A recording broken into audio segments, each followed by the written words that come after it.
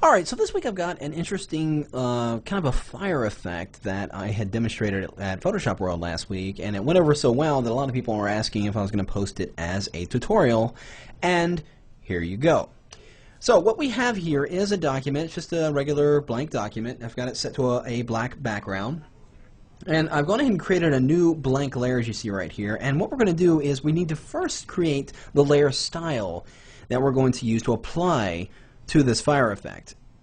So what we're going to first do is go over here and grab our brush tool, and let's go inside the brush menu, and I'm just going to grab this soft edge brush here, and we're going to make sure we're painting with white as our foreground color. So if you're not set to that, just simply press the D key and then the X key, and that will set the default colors and then flip them around so white is in the foreground. And I'm just going to go into my document and just paint a stroke. Doesn't matter what it is, it just needs to be there so we can visibly see our layer style taking shape. So inside the layer menu, we're going to, or the layer palette over here, we're going to go into the effects menu and choose outer glow.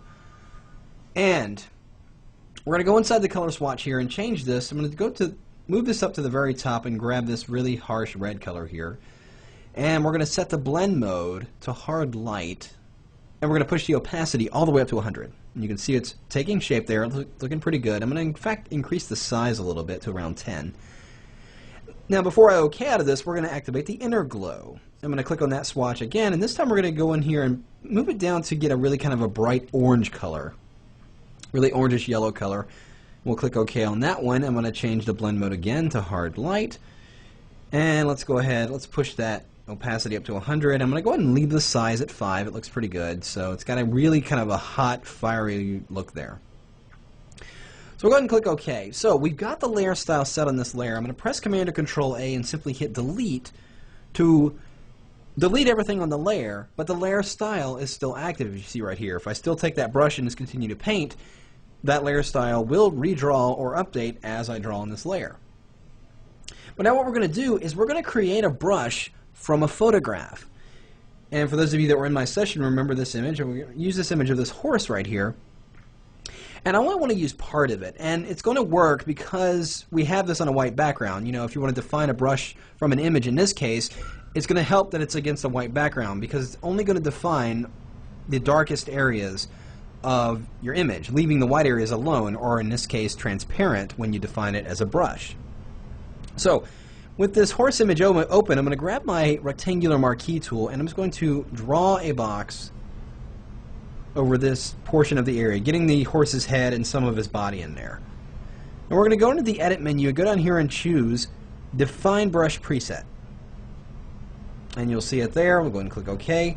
So we've already defined that area. Let's reduce this or minimize that and go back into our original image here and select that brush tool again. And this time let's go back into the brush engine, and it should be the very last thing we define right here is that horse brush. Now when I drag over to the document, notice what it does. It takes the shape of the horse, but now because it's a brush, we can size it like a brush. So I'm going to go over here and use my left bracket key and just size this down until it gets to a size that'll fit inside the image.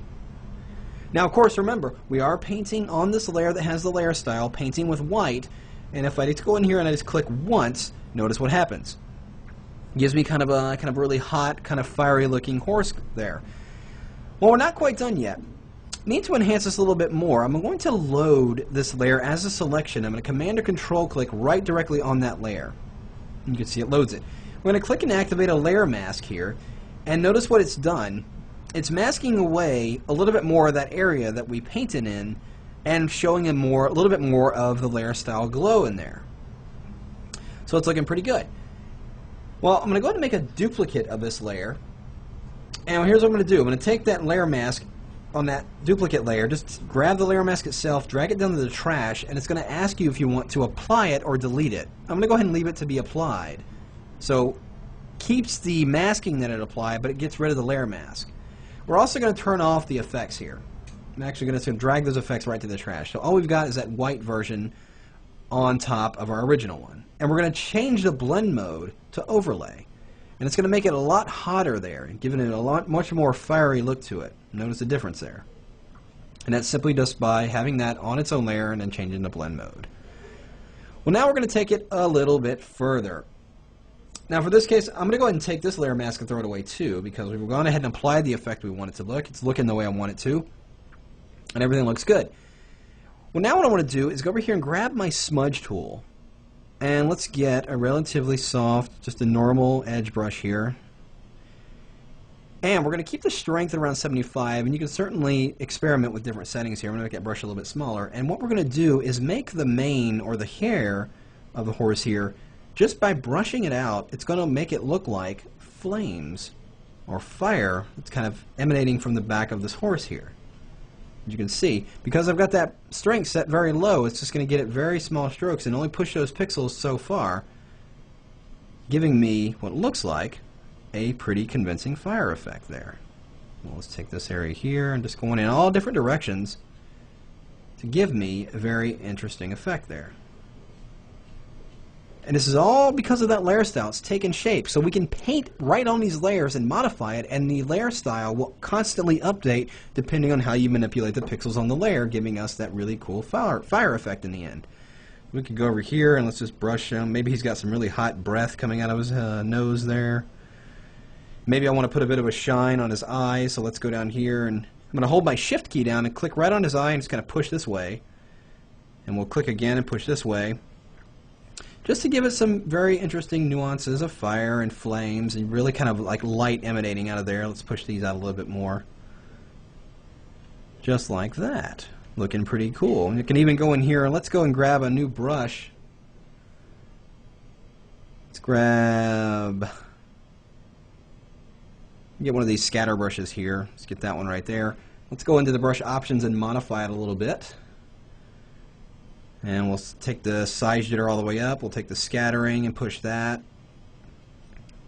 And let's go into the brush tip shape and increase the spacing just a little bit. And what this is going to do, if I use my bracket key and size that down, we'll just paint down here and give it a little bit of a mist, like he's breathing fire, you know. So he's not just made of fire, but he's actually breathing fire out, and it's giving me a kind of a really cool effect there. But notice we're doing this all on one layer, and we did that just by defining a few brushes, defining a layer style, and then you can just go crazy on here, just making it more of a fire effect. So, hope you enjoyed that. This is, like I said, this was demonstrated at Photoshop World, and a lot of people wanted to see a little bit more in detail to see how they can experiment with it, but just try different things and see what kind of cool things you can come up with, and enjoy.